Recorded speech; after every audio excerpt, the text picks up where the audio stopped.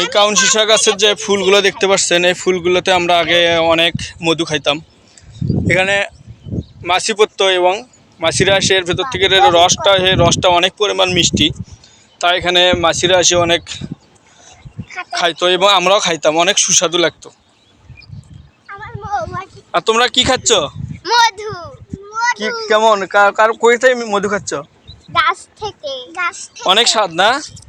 আগে আমরা ওখানে খাইতাম, এখন তোমরা খাইতেছো না? নিশাদ কেমন লাগতেছে তোমার? মজা। অনেক মজা। কেমন টেস্ট? অনেক টেস্ট। তোমার চাচুরে বলি দাও যে আপনারা যদি খাইতে চান তাহলে চলে আসেন, বলি দাও। আপনারা খাইতে চান তাহলে চলে আসেন। এদিকে দিয়ে তাকায় দাও, বলো। আপনারা খাইতে চান তাহলে চলে আসেন।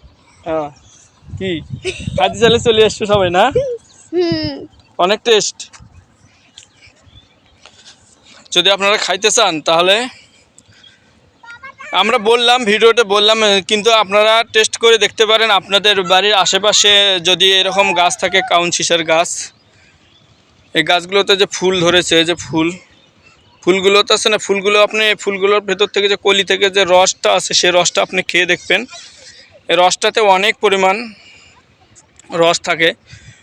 এই রসটা এমন মিষ্টি, যেমন মধু খাইলে যেমন মিষ্টি, ঠিক তেমনই মিষ্টি।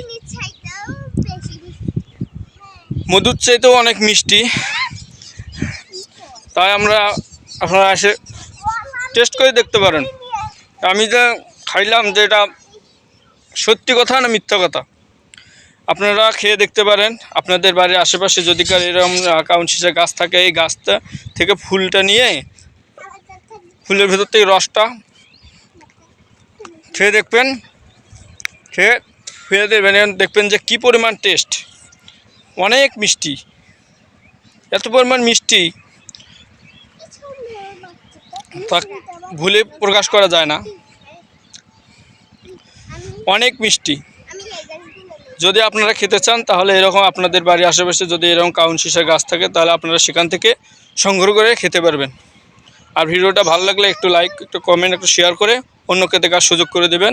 আর কমেন্ট বক্সে জানাবেন কী পরিমাণ স্বাদ পাইছেন খেয়ে। ধন্যবাদ সবাইকে।